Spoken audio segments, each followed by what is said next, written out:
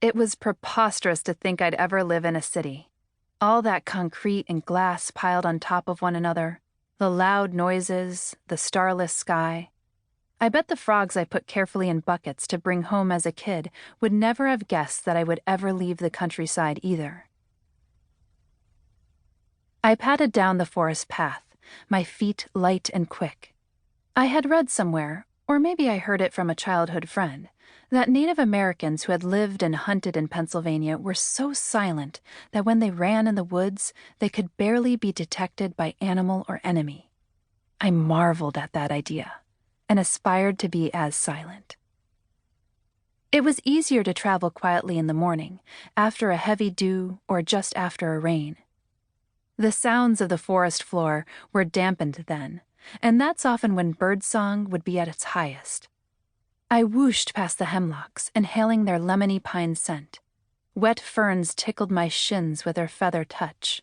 The forest floor glinted with emerald mats of mosses and the waxy, evergreen leaves of creepers, partridgeberry, Michella repens, and wintergreen, Gaultheria procumbens.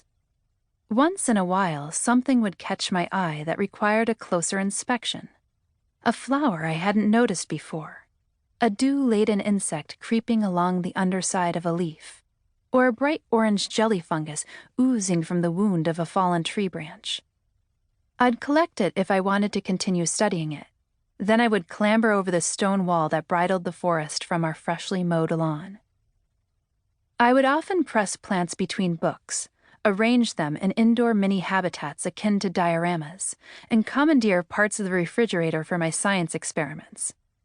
Before I turned 5, I absconded with my brother's never-used birthday present, a beautifully designed German-made microscope, which came equipped with captivating glass slides mounted with thinly sliced onion skins, moss leaf cells, and diatoms, and a box of empty slides that I could make myself. I put it to good use for nearly a decade of my childhood. Even today, I lust for a well-made microscope, as it's a superb way to bring us closer to nature, literally and figuratively. I learned to love the forest and everything in it, so much so that it was often challenging for my parents to get me to come home. In my teenage years, I was content to spend most of every summer day in the woods, rarely seeing my school friends. But I never once felt alone. In addition to learning to love the wildness of nature, I grew up seeing the beautiful communion that can happen when humans and plants cooperate. Outside the forest, my mother prided herself on the upkeep of her immaculate flower gardens. Bright yellow forsythias, which shone like sunbeams in the spring, bordered our land. Double-flowered hollyhocks, alciaspa, and whites, pinks, and wines stood as erect as the Queen's Guard out of the rockiest of soils. Gaily dressed tulips, tulipaspa, and daylilies, hemerocallispa, in the colors of an African sunset, were impressively plentiful. The musky scent of marigolds, tagetispa, and Queen Anne's lace, Daucus carata, would be all too apparent if you cared to bend down to weed.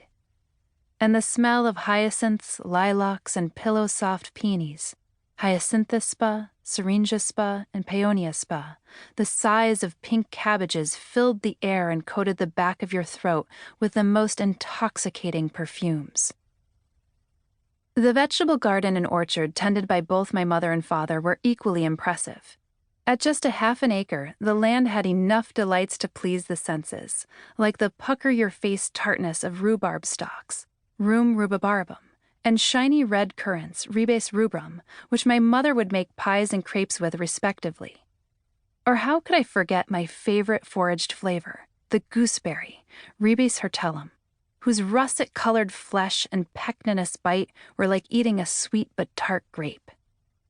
It was within this cultivated space that I learned the lessons of patience, respect, and trust in the internal clocks of living things.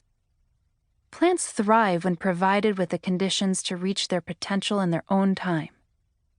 In the beginning of the season, we would transport pungent composted cow dung from my aunt's farm next door and generously spread it over the land until it was nearly shin-deep.